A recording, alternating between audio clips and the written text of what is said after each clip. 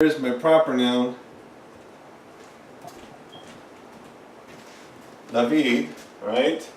Now we're going to write the first verb, okay? Well, here in the first verb, we're going to write using the root ein, sin, he, which means to do, make, perform. Alright? So here I have a third person masculine and singular noun. Okay? If I was to go through my verb chart,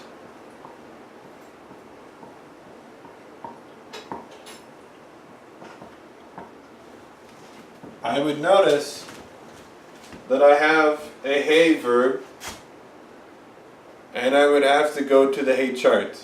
Alright? This is past the book part. Remember that we're not going to hold on to the book completely. We're going to learn these things. He verbs require a certain chart, so we have to go to the he chart. So if I was to be opening my book here, alright, I'll notice that in the beginning this will say here whole verbs, right? Then I have another one here that says first olives, and this is another one that's a first olive, and then this one will say first gutturals, this other one says second gutturals. Alright, I want to find the chart that's going to be in here, by which when I'm going through this I'm finding the actual chart that is necessary for the word I'm looking for, okay? So when I find it, I'm looking at it and I'm noticing here, this is it. Here's the third he verbs, alright? Notice that her third he verbs, there is a uniqueness in the past tense. The past tense form is very different. The future tense form also has its differences. So I have to use this chart in order to write these words here in the past tense. So here I have asiti.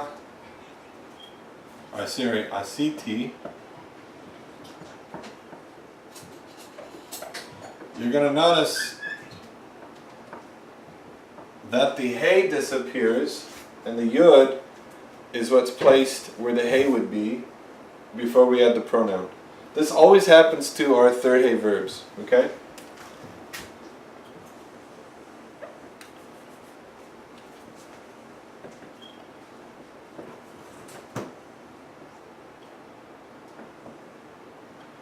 You have a seat,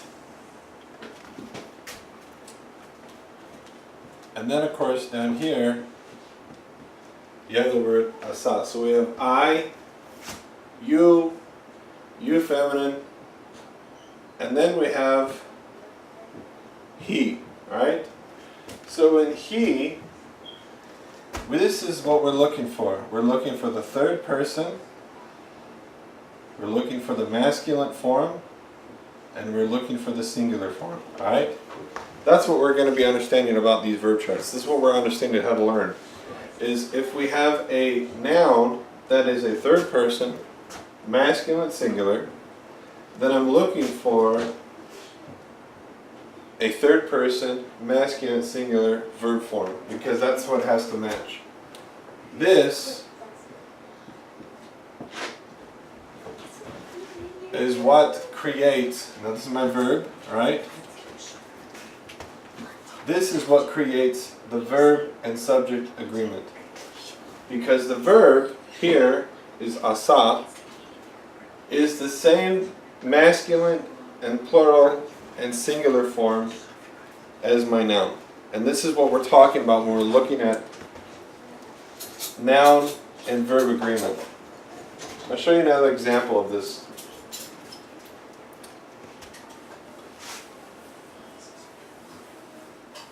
let's change David to something different. Actually, yeah, let's change David to do something different. Okay, if I said David,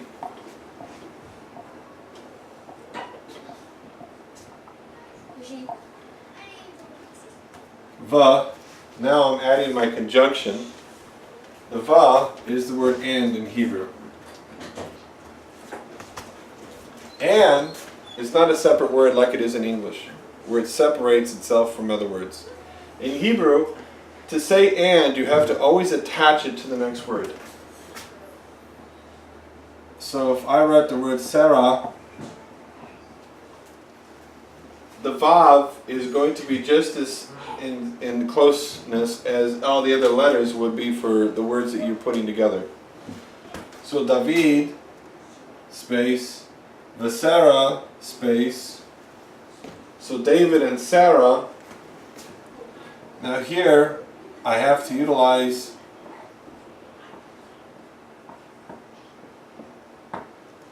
my plural form. Because here's my subject, and here's my subject nouns, right?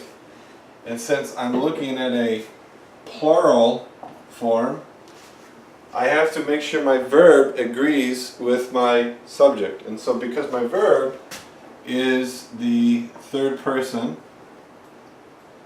plural form and also is both masculine and the feminine, because there's only one form for both masculine and feminine, then my verb and subject is considered in agreement. And this is one of the simple ways of actually understanding how Hebrew works, is the fact of knowing that when we're taking a noun and we're looking at the verb always agrees with the noun. Always agrees. The only time it doesn't is what we're going to learn in a special case. But that is not going to be learned now, but we will learn it later. But here we have to understand that basic verb-subject agreement is required. And this is why when we're looking at our chart, we're looking at the fact that I need to know that if I have a noun such as Sarah, and I know that she's the subject because she's the one doing the action, then that means my verb here needs to have these three elements it has to agree with. Number one, the person. Number two, it needs to be the number. And number three, the gender. So the things that we're looking for is the noun, which is here Sarah, has to have these three things. If these three things are not present, it will never make sense in Hebrew. It can't be accepted, it won't be accepted, it's grammatically incorrect. So that's when I go to here and I start and I say, okay, I'm using the same root, asa, and now I have to go through the chart, okay, and I have to look for the chart by which, if we were using the future, which one would I use? Well, here's I, here's you feminine, here's he, here's she. So I'd have to use this one here. Okay? If it was the feminine form for the past tense, I'd have to use this one. So we'll put both of these forms up on the wall. Here's the past, and here's the future. Alright, so the future, it would have to be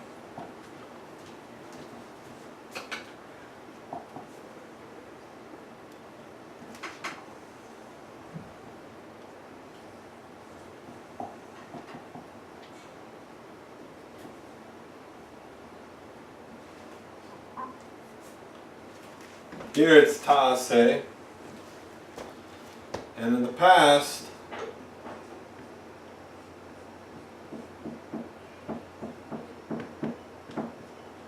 it's asta. Alright? So here, if I was to put this verb here, then I'm saying hasta Sarah, Sarah made. There is no such thing as I need to have the verb in front of the subject or the verb behind the subject. It doesn't change the meaning of the sentence.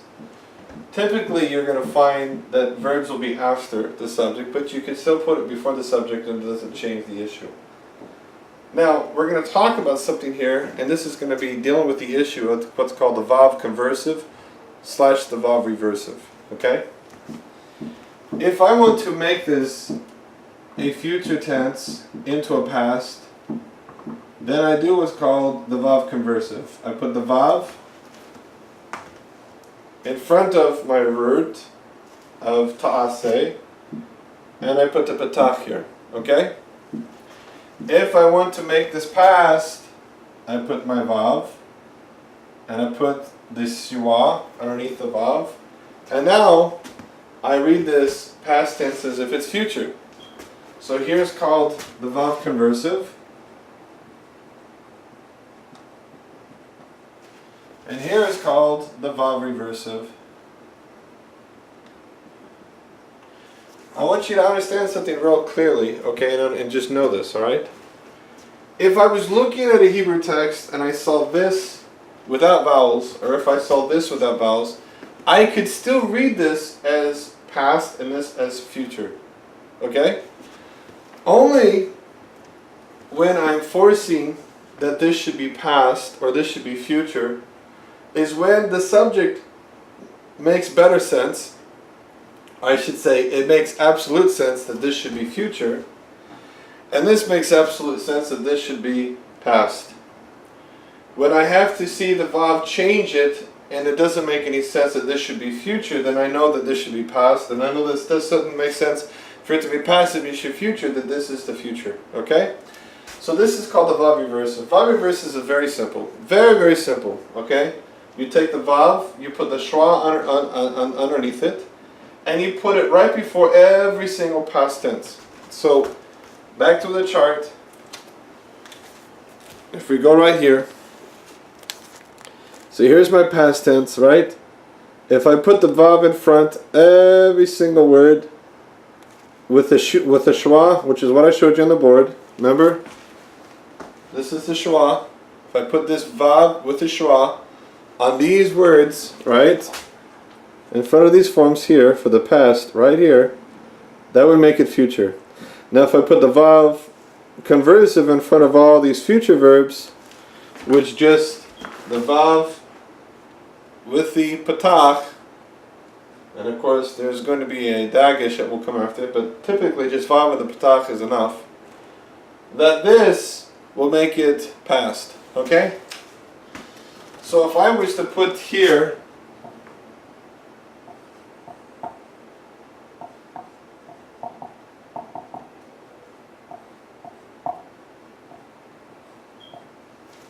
V'ta'aseh Sarah, I have to read this as not and Sarah will do, but I'm having to read this as Sarah did.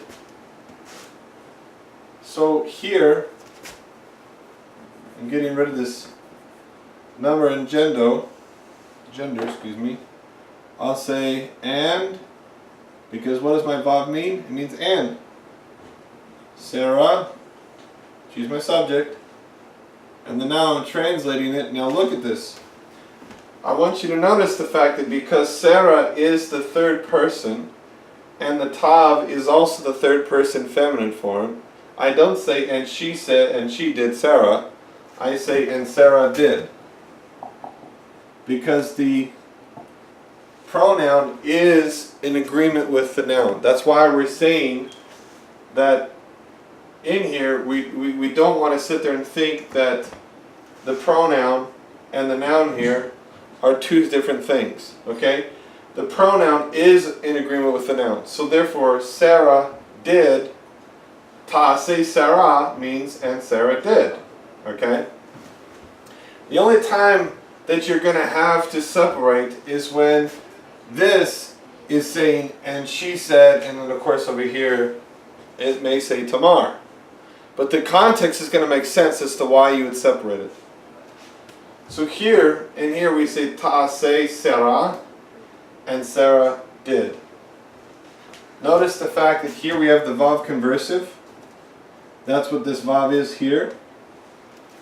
It has the patach that's underneath it, which tells me that this is the vav conversive that's been attached to a future tense verb. So we know the future is being made forcefully to become now past. Whereas here, if I use the vav reversive, I would put this word up here, and now all of a sudden what happens, it's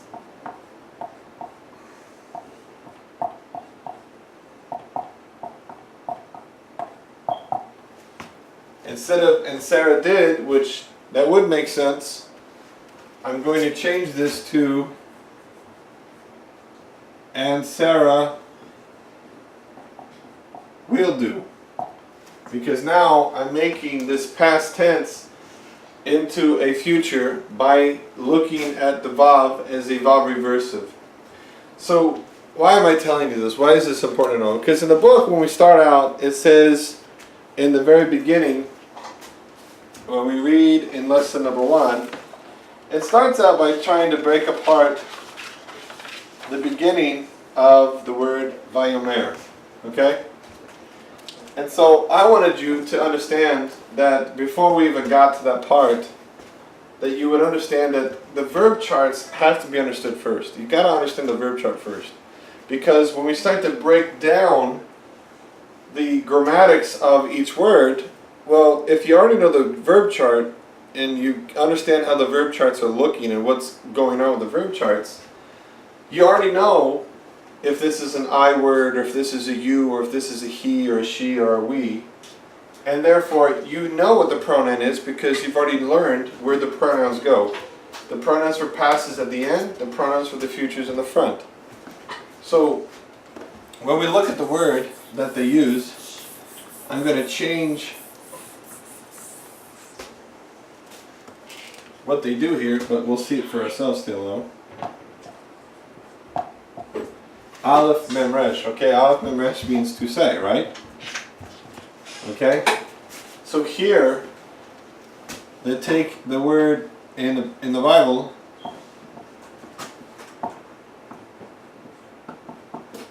Vayomer, right?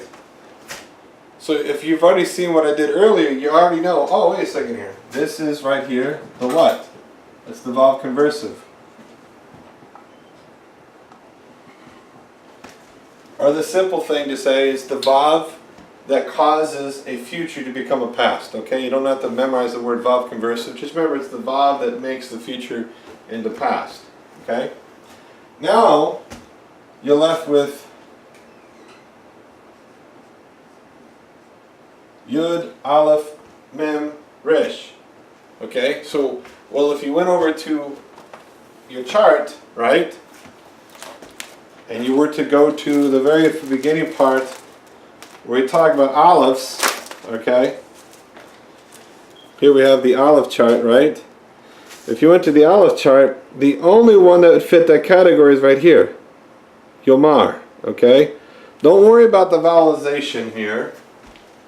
Vowelization is very different at times when you're putting things together. It's only because when you add certain letters, the vowels kind of change around in sound because of these letters. Don't worry about that, okay?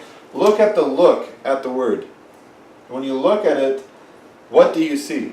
Take the vowels away, what do you see? You see Yud, Aleph, Mem, Resh.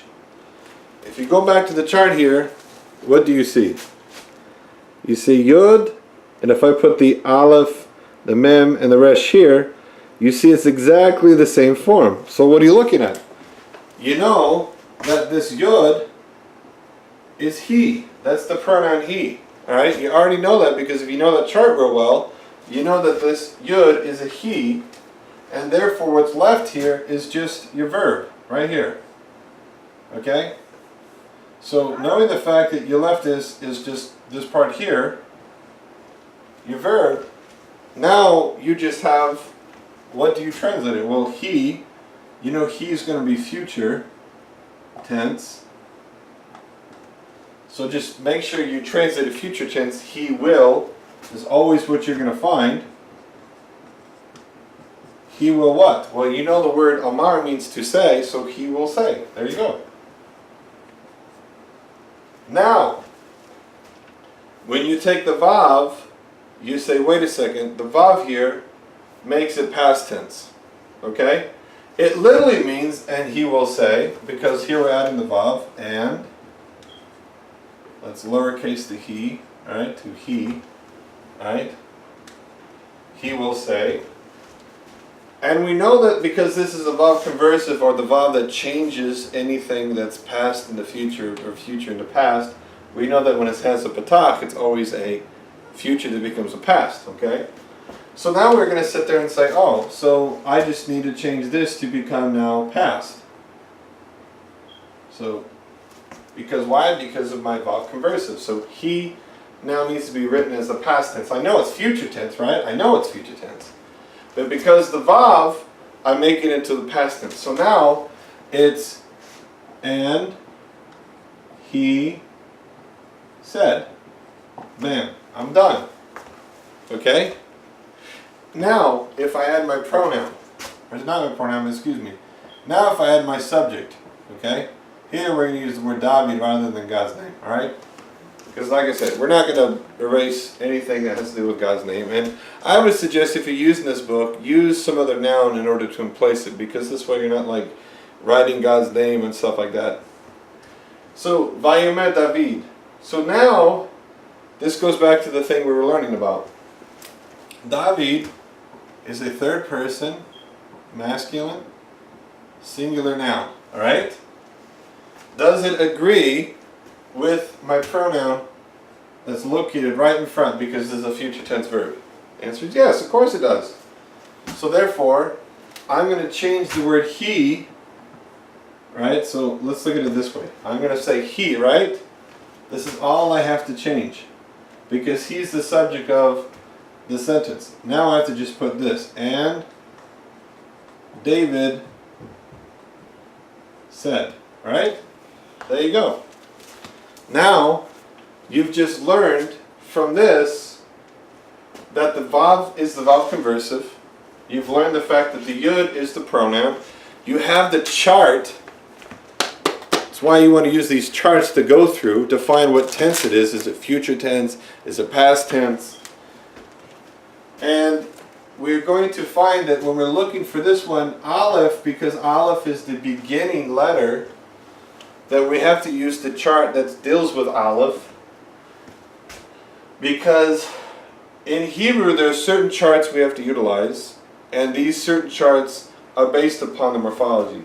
If you want to learn this about the morphology charts, check out my video that deals with morphology, instead of me going on a detail right here about it. So this way you can actually separate yourself into an actual corner and kind of learn that on your own. Learn that specific area by itself, because I cover all of the issues of morphology and how morphology works with regard to verbs. Here, I'm just going to tell you to utilize the Aleph morphology chart. So, you want to know why? Go and check out the video that deals with that. And that subject is going to be under verbs and morphology charts. Okay? So here in the subject, we're going to see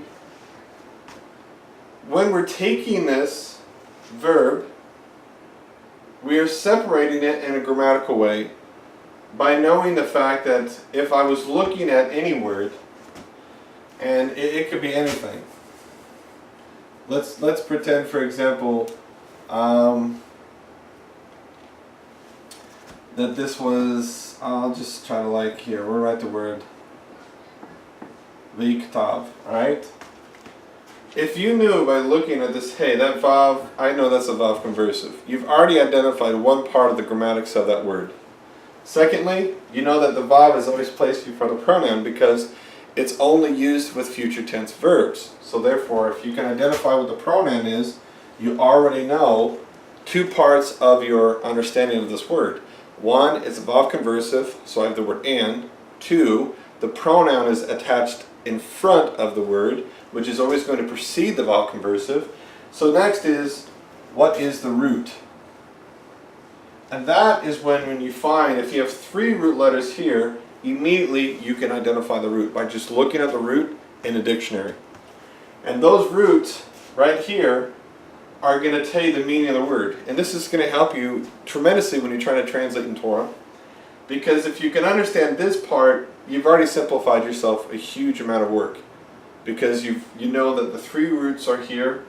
All you got to do is look at the 3 roots in a dictionary, and then you're going to look at basically which one's going to make sense. Because, obviously if it's got maybe, let's say there's 3 root letters, but there's 4 different ways that this root is used, well, not all of them are going to make sense. You're going to find one that's going to make sense, the other ones are not going to make sense. And this is just to help you with your trying to take the Bible and learn to start translating, learn to start seeing things from a simple point of view, being able to get in, before you get really deep involved in actually getting into the grammar. So, we have to understand the fact of how we find a root, which is what we did here. We have to understand the fact of the Vav conversive and what it does. I've taught you about the fact of using the charts to see, is it a future or is it a past tense? And then of course, is the Vav in front of the past tense or is the Vav in front of the future tense? If it's from the future tense, you know immediately that this is a Vav conversive. It's going to make the future now past. You know it's a future tense word, so you know that you can translate it in the future tense as well, because if the context allows it, then you're going to say that this is not just a Vav conversive, but this is actually just a regular Vav, and so therefore the future word is used. But if the context doesn't allow it, you're going to notice the fact that you're going to have to translate in the past tense. We know that if you have a past tense verb and you have a Vav in front of it, it's going to be translated in the future. And that also, if I don't need to translate in the future because the context doesn't require it to be said this way, matter of fact, it doesn't make sense if you say it this way, then you know it's just a regular Vav. It's just a Vav conjunction. And Vavs always have to be attached to whatever word it's connected to. It cannot be a word on its own, okay? So that's going to be a very huge, helpful part as we move along. When you get into this next category of lesson number 2, which we will get into next time, we will go into more grammatical elements of breaking apart sentences and also using the vocabulary we have and understanding better as to how to utilize our understanding of Hebrew and even creating sentences for ourselves as we go through these vocabulary words and utilize the absolute different forms we can play with, which even though they don't utilize this in the book, you can use life for yourself and actually start creating sentences out of it. We'll see you next time, and I hope you enjoy this video of Learning Biblical Hebrew. I'll see you around.